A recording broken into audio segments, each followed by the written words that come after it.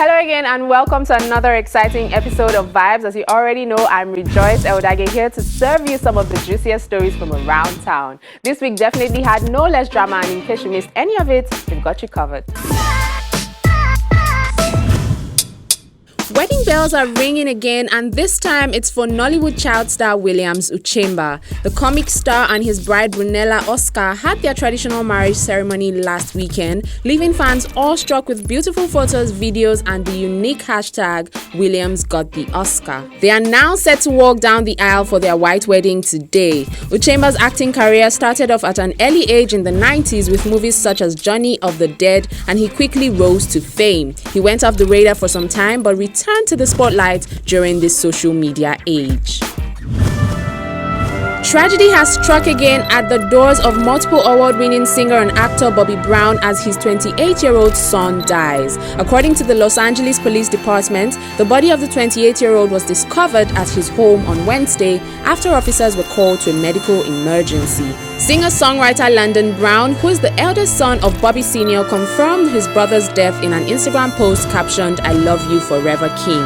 While the cause of the death is yet to be ascertained, it has raised questions over the similar patterns which his 22-year-old half-sibling Bobby Christina Brown and her mother Whitney Houston also died.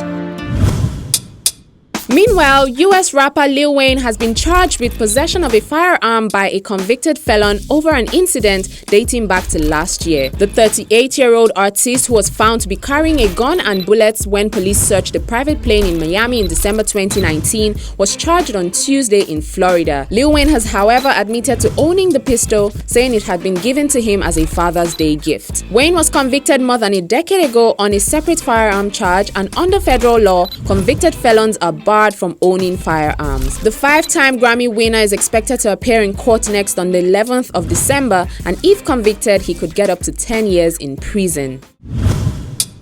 EndSARS was just a slogan. The mission of the Nigerian people was to end oppression.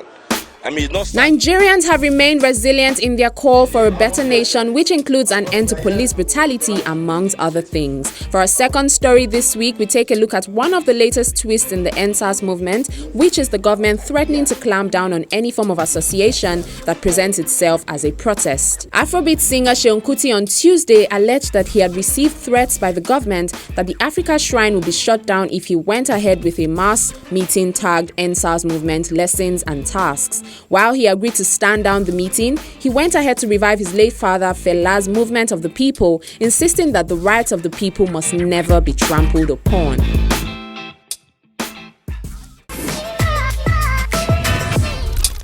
Before we reveal our top story for the week, our honorable mention is a story that has warmed the hearts of many. Nigerian child comedian Emmanuela Samuel has built a bungalow for her mother. The 10-year-old took to Instagram to share photos of the new home, saying it was a gift of appreciation for all her mother's prayers, encouragement, and support.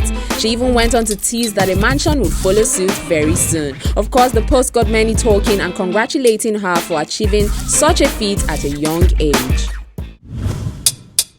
And to our top story for the week, the Okoye twins Peter and Paul, who made up the now defunct music duo Psquare, have marked their 39th birthday. But that's not quite the gist. The Doomy duo, who have long severed ties, marked their birthdays separately, sparking reactions from fans who remain hopeful of their reunion. One of such fans is Lola Omotayo, the wife of one of the twins, Peter. She took to Instagram to celebrate the two, saying whether they like it or not, they are not only brothers but twins, and life is too short not to make the best of it. In a swift clapback, Paul has, however, called out his sister-in-law, describing her as pretentious, controlling, and manipulative. He also said himself and their elder brother Jude are aware of her antics and are done falling for it. Well, the reason for this family beef remains unclear, but hopefully soon they decide to sheath their swords and yet again bless fans with the Psquare vibe we so love.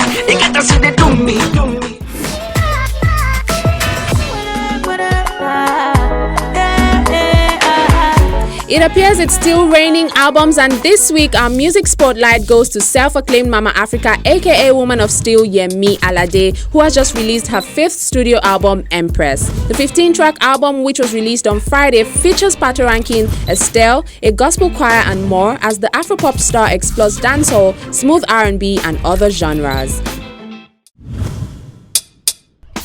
Meanwhile, popular singer-songwriter Timaya has also dropped his latest body of work titled Gratitude. What's interesting about the album is that there's not a single collaboration on any of the 15 tracks, as it appears the Dem Mama crooner simply chose to do it different this time and pour his heart into the project. When it's gratitude time, we don't send nobody. Don't know.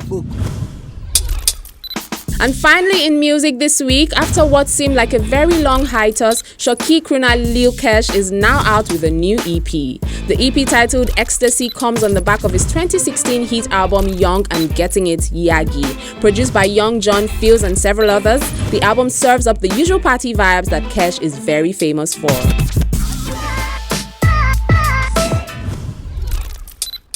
After a lifetime of being one of the world's most famous enemies, childhood favorites Tom and Jerry are set to take their antics to New York. Warner Bros. Pictures on Tuesday unveiled a trailer for the upcoming Tom and Jerry movie scheduled for a 2021 theatrical premiere. The new film is a hybrid of live action and animation, which will see the notorious cat and mouse square off in an upscale New York hotel. This becomes the latest in a long history of Tom and Jerry projects, with the first dating as far back as 1940 and with nearly 200 animated shorts, movies and television series.